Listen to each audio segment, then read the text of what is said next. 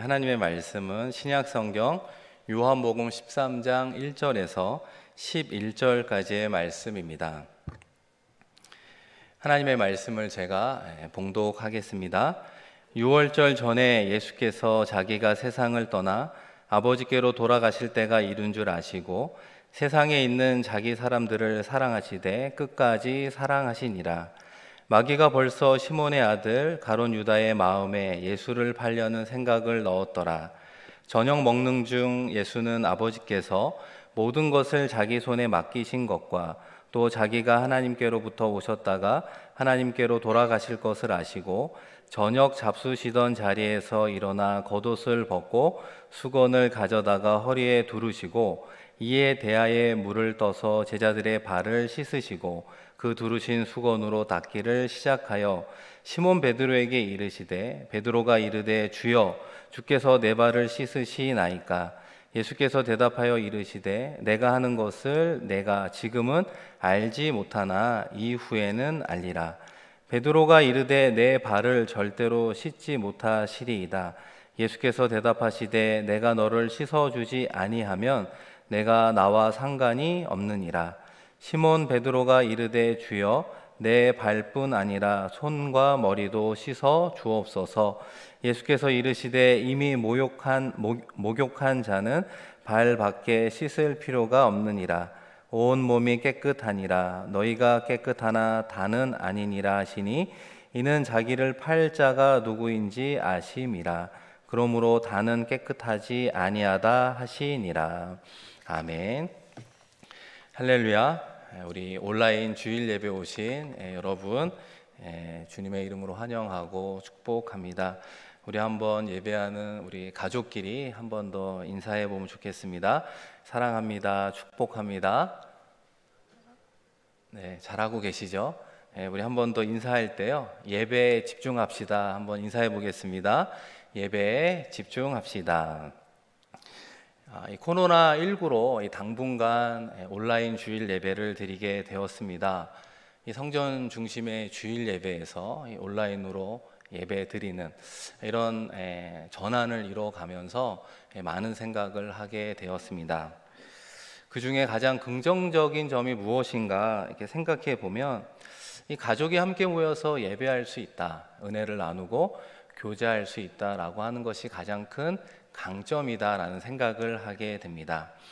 그런 면에서 가족 모두가 함께 모여서 가정 예배를 드리고 이 부모와 자녀의 신앙 교육을 보다 더 집중하면 좋겠다, 이런 생각을 하게 되었습니다. 그래서 싱가포르 한인교회는 4월 30일까지 온라인 주일 예배를 드리면서 이 원포인트 예배와 신앙 교육이라는 주제와 방향을 정해 보았습니다. 이 원포인트가 무엇인가 처음 듣는 분들은 좀 이해가 어려운 부분들이 있잖아요. 그래서 온라인 원포인트 예배와 신앙교육에 대한 영상을 먼저 시청해 보도록 하겠습니다.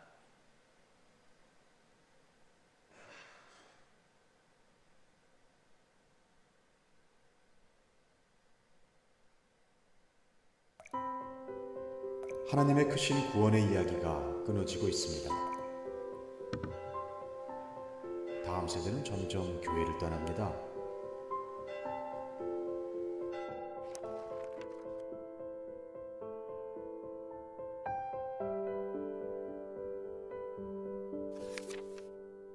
모든 사람에게는 자신만의 이야기가 있습니다. 개인의 꿈, 가치, 비전. 그러나 사실 그 이야기는 각 사람을 둘러싼 세상의 더 큰 이야기와 밀접하게 연결되어 있습니다. 세상이 들려주는 더 큰 이야기는 개인의 이야기를 강화시키기도 하고 약화시키기도 합니다. 지금 교회에서 아이들이 하나님의 이야기를 정기적으로 듣고 있다 하더라도 그 아이를 둘러싼 세상이 전혀 다른 이야기를 계속해서 들려준다면 아이 속의 하나님의 이야기는 점점 사라지게 될 것입니다. 사실 이러한 문제는 교회의 구조에서부터 시작됩니다. 원래 교회는 하나님의 이야기를 함께 나누는 하나의 가족 공동체였습니다. 그러나 시간이 지나면서 현대교회에는 전문화된 부서가 생겨났고 다음 세대와 부모 세대는 각자의 장소에서 따로 떨어져 예배하며 서로 다른 이야기를 듣게 되었습니다. 그리고 원래 가정은 하나님의 이야기를 가르치고 전수하는 첫 번째 신앙교육 장소였습니다. 그러나 시간이 지나면서 현대 가정의 부모들은 신앙교육에 대한 책임을 잊어버리고 그럴 수 있는 기능도 상실해버렸습니다. 결국 부모는 교회 전문가들에게 자녀의 신앙교육을 모두 맡겨버리게 되었습니다. 이제 아이들은 하나님의 이야기를 교회에서만 들을 수 있을 뿐 가정에서는 같은 하나님의 이야기를 들을 수 없게 되었습니다. 그러면 어떻게 해야 할까요?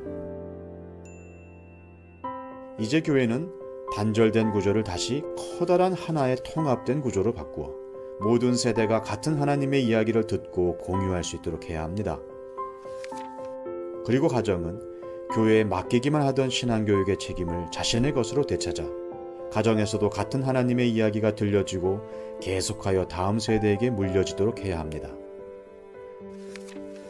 하나님이 처음 의도하신 디자인대로 가정과 교회가 함께 협력할 때 아이들 속의 이야기는 하나님의 이야기로 다시 쓰여질 것입니다.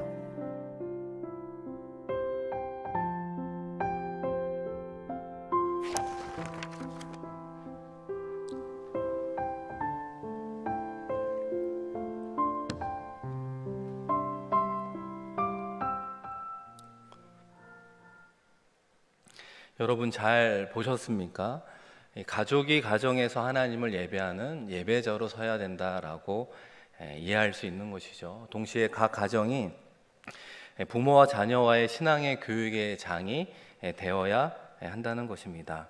그런 의미에서 싱가포르 한인교회는 교회학교에서 제공하는 또 우리 장년부까지도 제공하는 이 원포인트 교재를 통해 이 매주 수요일 저녁에 가정에서 예배를 드리고 또 함께 은혜를 나누고 또 그에 따른 활동들을 같이 해보면 좋겠습니다. 온 가족이 신앙으로 하나 되기를 주님의 이름으로 축복합니다. 그런 면에서 오늘 말씀은 예수님이 이 제자들의 발을 씻어주신 세족식에 대한 이야기를 하려고 합니다. 여러분이 화면에 보시는 그 모습이 일반적인 세족식의 모습입니다. 아마 사진의 모습은 선생님이 사랑하는 우리 학생, 우리 제자에게 발을 닦아주는 모습을 보여주고 있습니다. 이렇게 세족식이라고 하는 것은 이 상대방의 발을 씻어주면서 사랑과 섬김, 이 희생의 모습이라고 이제 말할 수 있습니다. 기억을 더듬어 보면 우리 중등부, 고등부 수련회 때 그죠? 그리고 우리 청년부 수련회 때마다 이 세족식이라고 하는 프로그램도 있었습니다. 요즘에는 가정사역부에서 이런 세족식이 있는 것을 보게 됩니다. 어머니 학교, 아버지 학교, 또 부부 학교에서도 신앙의 한 코스로 활용되는 것을 보게 된다는 거예요. 그렇다면 예수님은 왜 제자들의 발을 씻어 주었을까? 라고 하는 질문으로부터 오늘 말씀을 시작해 보면 좋겠습니다. 크게 세 가지의 관점이 있다라고 말할 수 있는데 이 첫 번째는 사랑하기 때문이다라고 말할 수 있습니다. 오늘 읽은 말씀 우리 요한복음 13장 1절인데요. 우리 화면을 보면서 한번 다 같이 읽어보겠습니다. 유월절 전에 예수께서 자기가 세상을 떠나 아버지께로 돌아가실 때가 이른 줄 아시고 세상에 있는 자기 사람들을 사랑하시되 끝까지 사랑하시니라. 아멘. 함께 읽은 말씀 가운데 유월절 전이라고 표현되어 있어요. 예수님께서 우리의 죄를 용서하기 위해 십자가를 지기 전이라고 이해할 수 있습니다.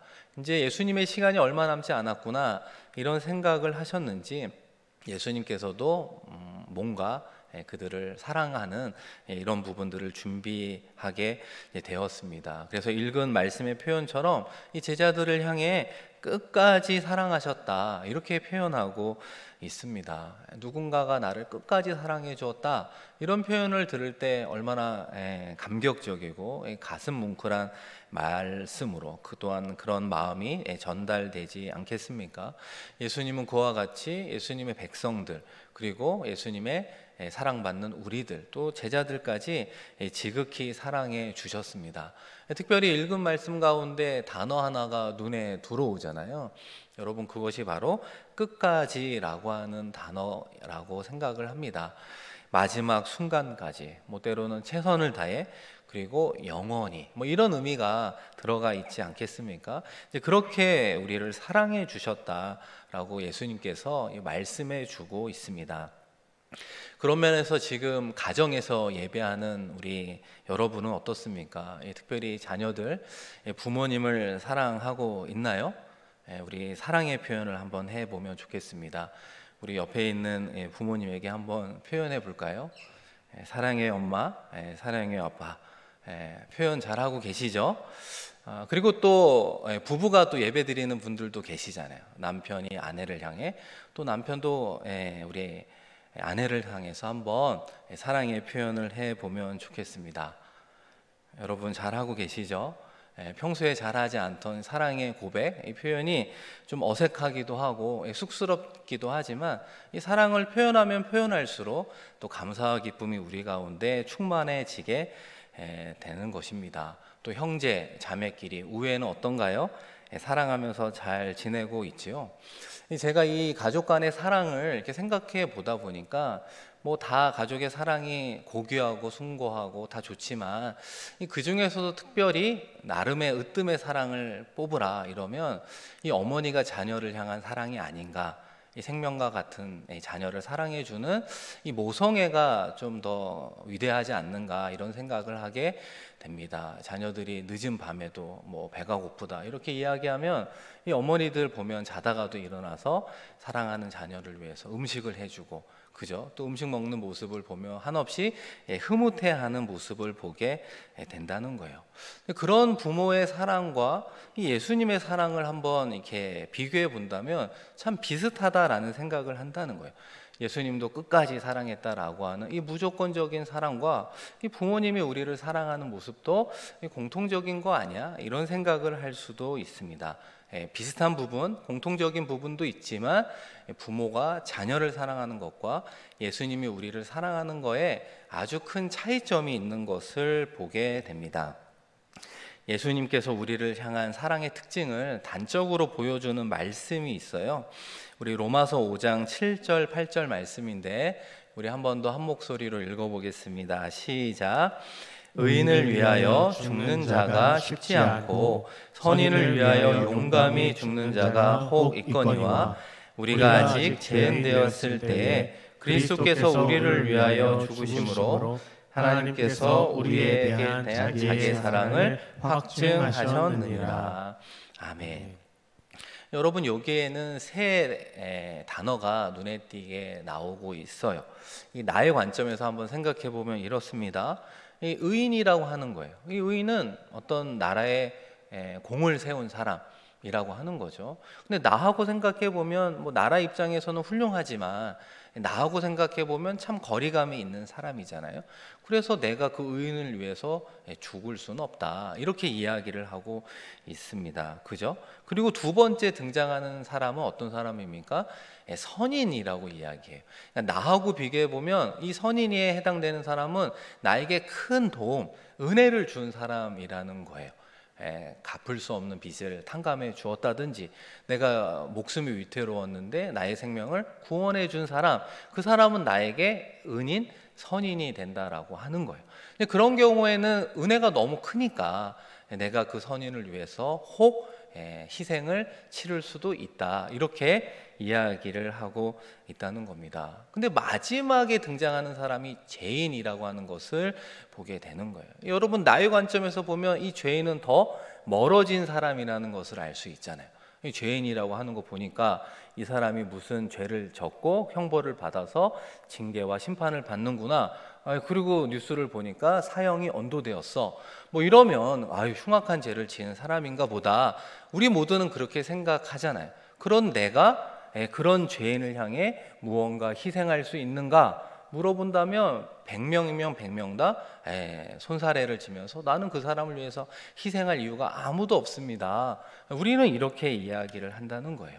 사랑하는 성도 여러분, 그런데 오늘 읽은 이 로마서 말씀은 무엇을 이야기하느냐? 하나님과 우리와의 관계로 전환하여 설명한다면 그 죽어 마땅한 죄인이 바로 하나님 보시기에는 우리 한 사람 한 사람이다 라고 이야기를 하고 있어요. 우리도 죄인을 향해서 죽을 수 없는 그런 삶을 살아가지만 이 창조주 하나님께서는 죄인인 우리가 죄로 인해서 죽음이라고 하는 심판을 받아 영원한 형벌에 가는 것을 원하지 않으셨어요. 우리를 너무나 사랑해 주셨기 때문에 우리의 죄를 사하기 위해서 하나님의 아들 예수 그리스도 이 독생자를 이 땅 가운데 보내주셨습니다. 그리고 우리가 죄가 사해지려면 예수님이 우리의 죄를 대신해서 죽을 수밖에 없는 것이죠. 그래서 우리가 그것을 예수님의 십자가의 사건이라고 이야기하고 있습니다. 예수님의 십자가의 사건을 통해 피 흘리신 그 보혈이 우리를 살리는 주님의 은혜요 하나님의 사랑이라고 말할 수 있는 거예요. 사랑하는 성도 여러분, 우리의 심령이 둔하여 예수님의 이런 사랑을 느끼지 못할 수도 있을 것입니다. 어떻게 보면 우리의 신앙의 수준이 어린아이 같은 거예요. 어린아이가 부모의 사랑을 잘 헤아리지 못하는 것처럼 예수님의 사랑을 미처 깨닫지 못할 수도 있습니다. 그러나 우리가 지금 사순절 기간을 보내고 있잖아요. 특별히 코로나19로 인해서 혼자 지낼 수 있는 그 시간 가운데 특별히 예수님의 이 말씀을 묵상하고 기도하고 찬양하고 주님을 더 바라보며 교제하며 나아갈 때 하나님께서 우리 가운데 다시 한번 주님의 사랑을 깨닫고 그 사랑 앞에 우리도 사랑합니다 고백하는 복된 시간을 보내는 저와 여러분 되기를 주님의 이름으로 축복드립니다. 우리 두 번째 관점은 그런 거예요. 아니, 예수님의 사랑의 표현이 이 세족식으로 나타났다, 우리가 이해할 수 있어요. 그런데 왜 갑자기 식사하는 가운데 예수님께서 허리에 수건을 동여매고 제자들의 발을 씻겨 주셨을까? 요 타이밍을 한번 생각해 보면 좋겠습니다. 오늘 본문 말씀 4절 말씀인데요, 우리 한 목소리로 크게 한번 같이 읽어보겠습니다. 시작. 저녁 잡수시던 자리에서 일어나 겉옷을 벗고 수건을 가져다가 허리에 두르시고. 아니, 식사를 잘 하시다가 아니 왜 갑자기 예수님이 제자들의 발을 씻어 주시는 이 행동은 좀처럼 이해하기가 어려워요. 상식적이지는 않아 보인다라는 겁니다. 앞서 말씀드린 것처럼 지금의 식사의 자리도 유월절 전 십자가를 지기 전에 이루어진 어떻게 보면 아주 중요한 식사의 모임이라고 말할 수 있습니다. 그런 자리 가운데 이 제자들이 어떤 주제로 사실은 이야기를 했느냐, 오늘 읽은 말씀 가운데에는 그들의 주제가 드러나 있지는 않지만 그들의 속마음들이 대화하면서 식사하면서 대화하는 가운데 나왔으리라 생각할 수 있습니다. 그 주제가 무엇이냐, 누가 크냐라고 하는 주제였습니다. 뭐 키가 160, 170, 180 뭐 이런 이야기가 아니라 예수님 입장에서 누가 더 예수님의 사랑을 받는 제자냐, 이런 의미가 드러나 있는 거예요. 시기와 질투, 다툼이 있었습니다. 이 대표적으로 누가복음 22장 24절에서 그 부분을 이야기하고 있는데요, 우리 한 번 더 같이 읽어볼까요? 또 그들 사이에 그중 누가 크냐 하는 다툼이 난지라. 여러분, 이 누가복음 22장 24절 말씀을 한번 보시면 그 중에 누가 크냐라고 하는 싸움이 일어났다라고 하는 거예요. 그런데 첫 번째 단어가 어떻게 시작합니까? 또라고 하는 단어예요.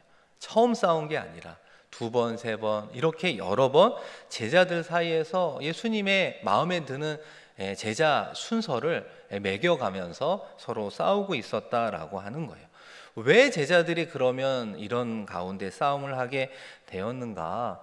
여러분, 예수님께서 십자가를 지기 전에 예루살렘에 들어가게 되는데 이 예루살렘에 들어갈 때 이 이스라엘 백성들도 예수님을 이스라엘의 왕으로 생각한 거예요. 이 정치적인 왕으로 이스라엘을 다스리고 우리를 로마에서 압제해서 구원해 줄 수 있는 힘을 가진 이 정치적인 왕으로 환호하고 호산나 했었던 것입니다.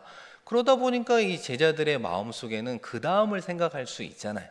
예수님이 이스라엘의 왕으로 등극하면 이제는 누가 필요해요? 우리로 얘기하면 우의정, 뭐 자의정, 오른팔, 왼팔이라고 말할 수 있는 아주 그 왕 다음의 권력을 가진 이런 어떤 정치인들이 필요하잖아요. 그러다 보니까 이 12 제자 가운데 서로 누가 크냐라고 싸웠던 이유는 예수님이 이스라엘의 왕으로 등극한 다음에 그 오른편 왼편에 누가 설 것이냐, 이것을 놓고 이 서열의 다툼이 제자들 가운데 있었던 것을 보게 됩니다. 이 사랑하는 성도 여러분, 이런 모습을 보면서 이 사람의 욕심은 끝이 없구나라고 하는 것을 생각하게 됩니다. 우리가 다 이해하는 부분이지요. 그런데 이 제자들의 싸움을 통해서는 욕심의 끝이 없는 부류를 조금 더 세밀하게 살펴볼 수가 있다는 거예요. 물질로 예를 들어보면 이런 거예요. 예를 들어보면 이 가난한 사람이 욕심을 내는 정도와 이 부자가 욕심을 내는 정도가 동일하지 않다는 거예요.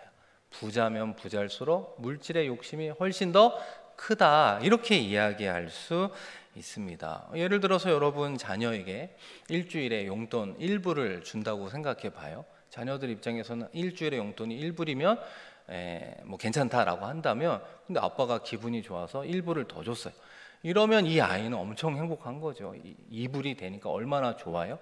그런데 여러분, 예를 들어서 어떤 어른은 캐시로 10,000불 정도가 있어야 내가 돈이 있다라고 생각하는 사람에게 예를 들어 1불을 줘서 10,001불을 만들어 주면 행복할까요? 10,002불을 만들어 주면 행복합니까? 행복하지 않다는 거예요. 이런 사람은 얼마의 돈이 필요하냐면 20,000불, 30,000불, 한 100,000불 정도 돼야 행복할 수 있는 것이죠. 부자일수록 어떻게 보면 이 물질의 욕심이 정도가 더 크다라고 하는 것을 보게 된다는 거예요. 여러분, 공부도 그렇지 않습니까? 우리 사랑하는 자녀들이 다 열심히 공부하고 좋은 성적을 내리라 생각하지만, 예를 들어서 중간 이하, 꼴찌에서 이렇게 맴돌고 있는 아이들은 시험을 보잖아요. 문제 한두 개 더 틀렸다고 펑펑 울지 않습니다.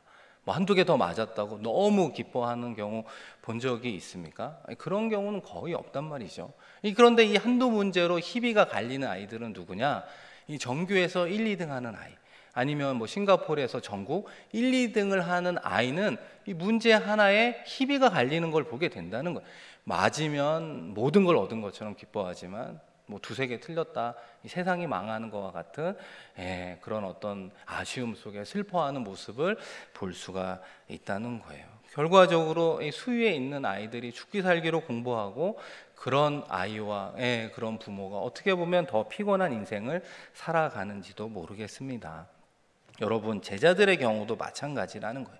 예수님의 12 제자가 된 게 얼마나 영광스럽습니까? 지난주에도 말씀드린 것처럼 수많은 사람들 중에 그래도 예수님이 보시고 픽업한 거 아니에요? 12명을 뽑아준 거 아니에요? 그러면 감사하고 주님께서 원하는 삶을 살아가면 좋을 것 같은데, 이 12명 안에 든 게 더 이상 감사하고 행복한 게 아니에요. 이제는 몇 명 안에 들어야 돼요? 최소한 2명 안에 들어야 되는 거예요. 이 2명 안에 들어야 비로소 내가 오른손 왼손과 같은 큰 역할을 하는 이 권력을 쥘 수 있는 사람이 되는 거야. 이런 생각들이 가득했기 때문에 이 마지막 식사라고 할 수 있는 이 주님과의 만찬의 그 자리에서도 주제가 누가 크냐 서로 다투는 모습을 예수님께서 보게 되었다라고 하는 거예요. 문제는 앞서 말씀드린 것처럼 예수님이 첫 번째 본 광경도 아니었다라고 하는 것을 통해 예수님은 그들의 마음을 너무나 잘 알고 있었어요. 어떻게 보면 한심하기도 하고 세상적인 생각, 허영으로 가득 차 있는 모습에 아쉬워할 수도 있습니다. 이럴 때 예수님께서는 어떻게 이 제자들에게 대응해야 될까요? 1번 책망, 혼내주는 거죠. 2번 권면, 제발 그러지 마라. 3번 뭐가 있을까요? 2시간 이상 설교하기. 그들에게 또 가정으로 치면 엄마의 그 잔소리와 같이 이렇게 잔소리하는, 이렇게 할 수도 있잖아요. 그런데 예수님께서는 더 이상 아무 말씀하지 않으시고 그들의 대화를 끊고 행동으로 보여준 것이 바로 세족식이라고 말할 수 있다는 거예요. 이 100마디 말보다 이 한마디 행동이, 하나의 행동이 너무나 필요할 때가 되었다라고 하는 거예요. 그래서 마지막 이 세족식이라고 하는 섬김의 모습을 통해 예수님께서 그들에게 메시지를 전달하고 있는 거죠. 이스라엘의 왕으로 왔으나 이 백성들 위에 군림하는 왕이 아니라 백성들을 섬기는 왕, 죽음으로써 끝까지 사랑을 표현해주는 섬김과 희생의 왕의 모습을 제자들에게 보여주었던 것입니다. 그러면 마지막 질문일 수 있는데요, 예수님께서는 누구의 발을 가장 먼저 씻기셨을까라고 하는 생각을 해보게 됩니다. 우리가 베드로라고 생각할 수 있는데, 일단 오늘 읽은 말씀을 보면 베드로는 아니다라고 하는 것을 보게 돼요. 우리 5절과 6절 말씀 우리 마지막으로 한 번 더 같이 크게 읽어볼까요? 이에 대야에 물을 떠서 제자들의 발을 씻으시고 그 두르신 수건으로 닦기를 시작하여 시몬 베드로에게 이르시니 베드로가 이르되 주여 주께서 내 발을 씻으시나이까. 베드로는 아니구나라고 하는 것을 우선 알 수 있어요. 그러면 누구의 발을 첫 번째로 씻어 주셨을까? 어리지만 우리 사도 요한, 그죠? 수제자 중에 들어가는 사도 요한이었나? 사랑을 많이 받은 제자로 알려져 있기도 하잖아요. 그런데 곰곰이 이 말씀을 묵상해 보면 예수님께서 가장 먼저 어느 제자의 발을 씻겼을까요? 맞습니다. 그것은 바로 가룟 유다이었을 거예요. 이 부분은 모두가 공감하지 않을까 생각합니다. 왜냐하면 하나님은 사랑받을 자격이 없는 사람을 더 사랑해주고 더 먼저 찾아가 주시고 더 많은 사랑으로 안아주시기 때문에 그래요. 우리가 이 말씀을 통해서 묵상하면서 예수님의 심정으로 한번 돌아가 보면 좋겠어요. 예수님께서 어떠한 마음으로 가룟 유다의 발을 씻겨 주셨을까? 가장 정성스럽게 그리고 눈물겨운 심정으로 씻겨 주었을 것입니다. 왜냐하면 이것이 가룟 유다에게 베풀 수 있는 마지막 사랑, 마지막 섬김, 마지막 희생이었기 때문에 그렇습니다. 아마 예수님께서 가룟 유다의 발을 만지면서 어떤 생각을 하셨을까 한번 묵상해 보면, 이 세족식이 끝나고 예수님이 알고 계셨거든요. 유다가, 그죠? 나를 팔기 위해서 종교 지도자들을 찾아가는 이 발로 막 후다닥 뛰어가는 이 모습을 생각하면서 그러지 않기를, 다시 회개하고 하나님께로 돌아오기를 원하는 마음으로 그 발을 씻어주지 않았을까 생각해 봅니다. 우리 한 걸음 더 나아가 우리 예배하는 우리 한 사람 한 사람의 이 시간 발을 우리 주님께서 씻겨주신다면, 주님께서 우리의 발을 만져주시면서 어떠한 마음으로 우리의 발을 씻어 주시고 있을까요? 우리가 한 주의 삶을 뒤돌아보면 우리의 발은 주님을 사랑하는 자리에 달려가기보다는 언제나 나를 생각하고 우리의 자녀를 생각하고 이 땅에서 어떻게 보면 성공할 수 있는 그 길을 향해서 부지런히 움직였던 우리의 발의 모습들이 보이지 않습니까? 그럼에도 불구하고 여전히 찾아와 내가 너를 사랑한다 라고 말씀해 주시면서 섬겨 주시는 그 주님의 섬김을 우리가 다시 한번 기억해 보았으면 좋겠습니다. 주님을 떠난 그 발걸음이 다시 한번 주님을 향한 발걸음으로 이어졌으면 좋겠습니다. 이탈리아 북부에 율리안 우르반이라고 하는 의사가 있습니다. 요즘에 이 의사의 간증이 이제 회자되고 있는데요. 이 간증이 좀 길거든요. 요약해서 한번 말씀드려 보면 이렇습니다. 요즘에 이탈리아 북부에 이제 코로나로 큰 어려움이 있다는 거 다 알고 있을 겁니다. 근데 그 중에 의사로 이제 섬기는 우르반이라고 하는 사람이 평생 무신론자로 살았어요. 부모님은 사실 교회를 다니는 분이었는데 왜 다니는지 이해할 수 없고, 자신은 무신론자, 공부는 잘해서 이제 의사가 되었던 것 같아요. 그러나 코로나19로 수많은 사람이 죽어가는, 정말 우리의 상상을 뛰어넘는 그 죽음의 현장 가운데 아무것도 하지 못하는 자신을 보게 되었다고 고백하고 있습니다. 그러면서 이런 표현을 해요. 우리는 그저 누가 살 수 있고 누가 죽음을 맞으러 집으로 보내져야 하는가를 결정하고 라벨을 붙이는 사람에 불과합니다라고 고백하고 있습니다. 그러다가 75세 된 어떤 목사님이 이 코로나19 확진 판정을 받고 이분이 일하는 병원에 들어오게 되었다고 합니다. 그 목사님을 본 인상은 점잖은 분이었고 호흡에는 문제가 있었던 분이었습니다. 그리고 이 성경책을 가지고 왔다라고 이야기하고 있어요. 그런데 이 목사님의 행동이 참 특이했다라고 이야기를 하죠. 이 목사님이 오히려 죽어가는 임종이 가까운 사람의 손을 붙잡고 기도해 주기도 하고 또 성경 말씀을 읽어 주었노라 이렇게 이야기를 하잖아요. 그러면서 시간이 있을 때 또 의사분들에게도 힘을 내라고 주의 말씀을 함께 나누었다라고 이야기를 하고 있습니다. 그 당시에 의사들의 상태는 심신이 지쳤어요. 낙담했어요. 자신의 능력으로 더 이상 할 수 없구나라고 하는 한계에 다다른 상태였어요. 근데 그랬을 때 몸소 사랑을 실천해 준 그 노 목사님의 실천의 모습과 이 말씀이 이 아까 말씀드린 우르반이라는 의사의 마음속에 다가와 평강으로 찾아오게 되는 것을 느끼게 되었다고 이야기하는 것이죠. 그래서 그가 한 걸음 더 나아가 어떤 고백을 하게 되었느냐, 인간이 할 수 있는 일이 끝나는 상황에서 우리는 하나님이 필요함을 깨달았습니다. 이렇게 고백을 하게 되었어요.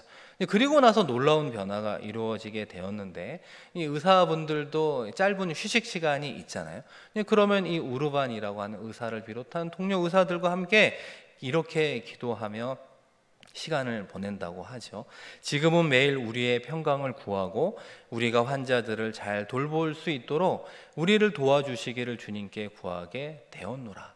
이렇게 고백하고 있습니다. 그런데 그렇게 사랑을 베풀어 주었던 75세 그 목사님은 안타깝게 며칠 전에 돌아가셔서 주님의 품에 안기었노라고 전해지고 있습니다. 그분의 마지막 사랑의 섬김으로 인해 그 우르반이라고 하는 의사는 마지막에 이런 고백을 하게 됩니다. 지금 이 땅에서 나의 무익함을 깨달았지만 나의 마지막 호흡을 다른 이들을 돕는 데 줄 수 있기를 원합니다. 죽음의 그 사투 가운데 내가 하나님께로 돌아온 것에 대한 기쁨이 넘칩니다라고 간증을 마무리하고 있습니다. 사랑하는 성도 여러분, 이 종교개혁자 마틴 루터가 이런 말을 한 적이 있어요. 하나님은 사랑할 대상을 찾으시는 것이 아니라 창조하신다라고 주장한 적이 있습니다. 이 땅에서 살아가면서 우리들은 사랑받을 만한, 나에게 도움을 받을 만한 사람을 찾아가서 도와주는 인생을 살아가고 있지만 하나님은 창조하신다. 무에서 유로. 그러지 않은 사람을 찾아간다라고 하는 의미가 아니겠습니까? 나의 도움이 필요한 이웃이 누구지? 그 사람을 찾아가는 것이 아니라 바로 하나님께서 여러분에게 붙여준 옆에 있는 사람을 섬기십시오라고 이야기한다라고 하는 거예요. 이웃이 따로 있는 것이 아니라 우리가 섬길 때 그 섬김을 받는 사람이 하나님께서 우리에게 붙여주신 이웃이 되기 때문입니다. 사랑하는 성도 여러분, 이 말씀을 요약하려고 하는데요. 하나님의 사랑이 십자가를 통해서 우리 가운데 흘러가는 사순절이 되었으면 좋겠습니다. 그리고 그 사랑의 첫 번째 표현이 우리 가족 안에 이루어졌으면 좋겠어요. 부모님이 자녀를, 자녀가 부모님을, 우리 부부가 서로 사랑합니다라고 하는 사랑의 표현으로 주님의 사랑을 함께 나누었으면 좋겠습니다. 이번 주 수요일 가정예배 때 이 세족식을 통해서 그 사랑을 표현해 보면 어떨까 생각해 봅니다. 그리고 마지막으로 한 주의 삶을 살아가는 우리의 삶의 자리 가운데 우리에게 붙여준 사람이 있다는 거예요. 내가 이 사람을 만날 이유가 없는데 붙여준 그 사람에게 하나님께서 이미 여러분에게 준 많은 것들이 있잖아요. 지식과 재능과 경험과 노하우와 때로는 물질, 때로는 국리를 여길 수 있는 귀한 마음까지, 특별히 주님을 통해 우리에게 베풀어 주신 그 사랑까지 그들에게 전하는 삶을 살아가면 좋겠습니다. 한 주의 삶을 통해 하나님의 사랑을 전하는 사랑의 통로, 복음의 통로, 축복의 통로의 삶을 살아가는 저와 모든 분들 되기를 주님의 이름으로 간절히 축원드립니다. 우리 이 시간 함께 찬양 드리겠습니다. 말씀을 기억하며 그 사랑 얼마나 하나님께 사랑의 고백을 하며 나아가겠습니다.